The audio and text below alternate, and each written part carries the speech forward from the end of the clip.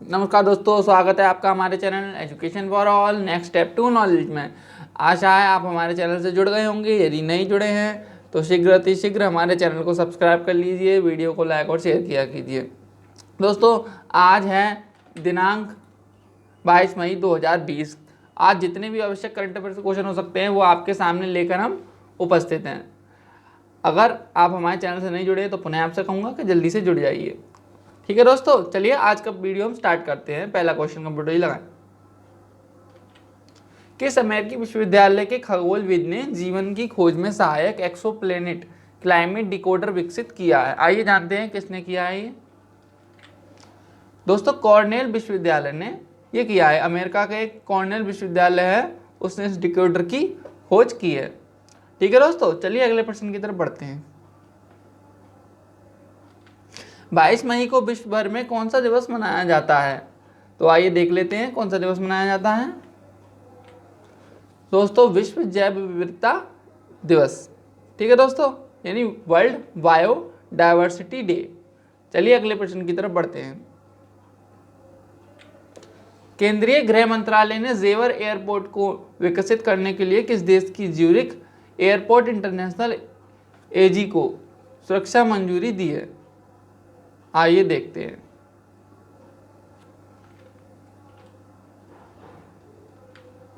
Switzerland. दोस्तों, Zurich जो है स्विट्जरलैंड में है, और स्विट्जरलैंड की जो अथॉरिटी है ये ज्यूरिख एयरपोर्ट इंटरनेशनल अथॉरिटी जो है, इसको जो है भारत में जो ग्रेटर नोएडा में और नोएडा में जो एरिया है जेवर एयरपोर्ट बनेगा, वहाँ पे हाल ही में लगभग 29,000 करोड़ रुपए बताई गई है उसकी कीमत।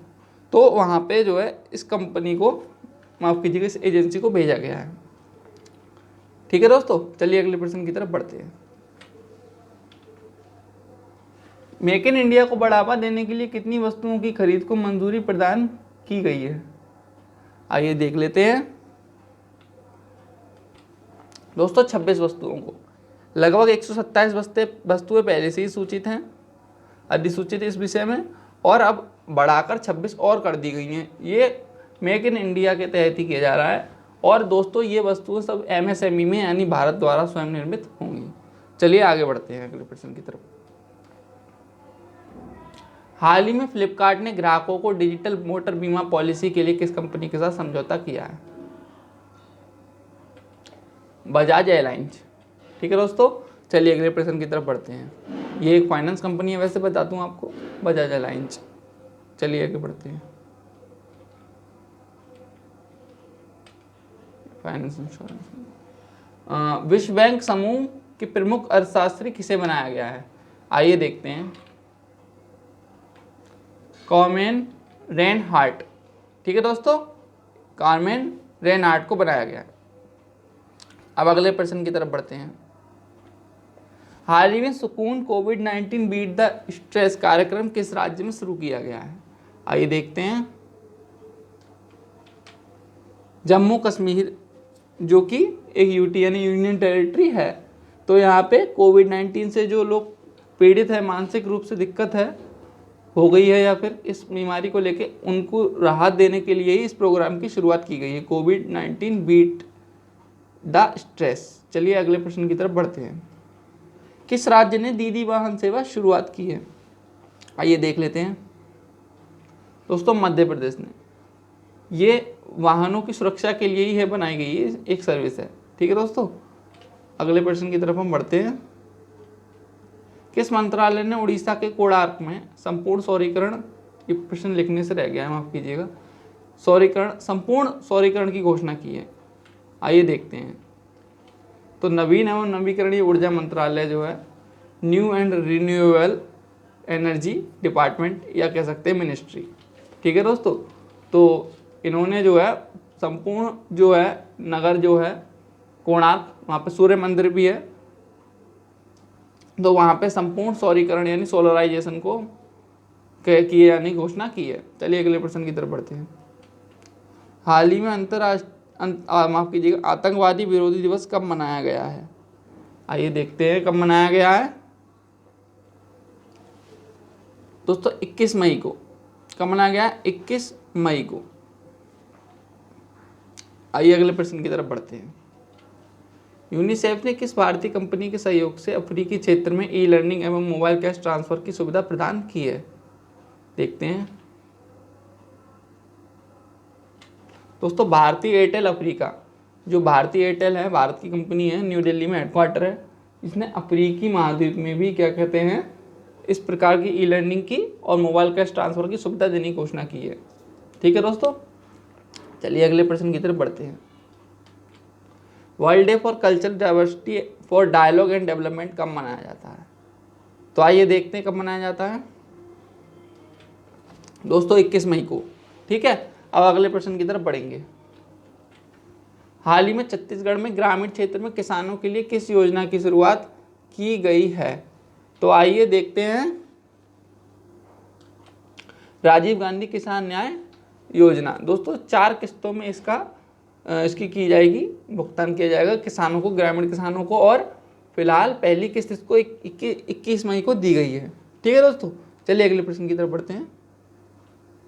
हाल ही में भारत ने बांग्लादेश के साथ अंतर्देशीय जल पारगमन एवं व्यापार प्रोटोकॉल के तहत परिवहन मार्गों की संख्या बढ़ाकर कितनी कर दी है? आइए देखते हैं, 10। ठीक है दोस्तों, अब आगे अगले प्रश्न की तरफ बढ़ते हैं। हाल ही में आरबीआई ने कितने एनबीएफसी का लाइसेंस रद्द कर दिया है? आइए जानते हैं, 14। एनबीएफसी यानी नॉन बैंकिंग फाइनेंशियल कंपनीज, गैर बैंकिंग वित्तीय संस्थान या कंपनियां। चलिए अगले प्रश्न की तरफ देखते हैं। फलस्तीन के शरणार्थियों के सहयोग में भारत ने संयुक्त राष्ट्र राहत और निर्माण एजेंसी को कितनी धनराशि की सहायता दी है? देखते हैं, आइए, $2 मिलियन की। ठीक है दोस्तों, $2 मिलियन की सहायता दी है। चलिए अगले प्रश्न की तरफ बढ़ते हैं। किस संस्थान ने वित्त वर्ष 2020-21 में भारत के निर्यात का 20% कम होने का अनुमान व्यक्त किया है? ये जानते हैं, FIEO यानी federation of Indian export organisations. चलिए अगले प्रश्न की तरफ बढ़ते हैं। हाल ही में किस राष्ट्र के वैज्ञानिकों ने प्राकृतिक रूप से प्रवालवृत्ति विरंजन को रोकने के लिए हीट रेजिस्टेंट कोरल्स विकसित की है? आइए देखते हैं, ऑस्ट्रेलिया। ठीक है दोस्तों, इसमें यूनिवर्सिटी ऑफ मेलबर्न और ऑस्ट्रेलिया के मेडिकल साइंस विभाग और यूएस के भी कुछ वैज्ञानिक इसमें लगे हुए थे हालांकि, और एक संस्थान कॉमनवेल्थ स्तर की भी है इसमें, मतलब कई लोगों ने मिलकर किया है, लेकिन मुख्य रूप से ऑस्ट्रेलिया में हुआ है ये। ठीक है दोस्तों, अगले प्रश्न की तरफ बढ़ते हैं। अंतर्राष्ट्रीय चाय दिवस कब मनाया जाता है? आइए देखते हैं कब मनाया जाता है। 21 मई को मनाया जाता है दोस्तों। ठीक है, 21 मई को अंतर्राष्ट्रीय चाय दिवस मनाया जाता है। चलिए अगले प्रश्न की तरफ बढ़ते हैं। किस राज्य ने HACK नामक ब्रांडेड त्वरक कार्यक्रम शुरू किया है? आइए देखते हैं, कर्नाटक। ठीक है दोस्तों, कर्नाटक जो है उसने साइबर स्पेस की सिक्योरिटी के लिए एक हैक या HACK कार्यक्रम शुरू किया है। अब नेक्स्ट क्वेश्चन, जो कि 22 मई 2020 को, माफ कीजिएगा 21 मई 2020 को हमने पूछा था, ये 22 मई भूलवश लिख गया है।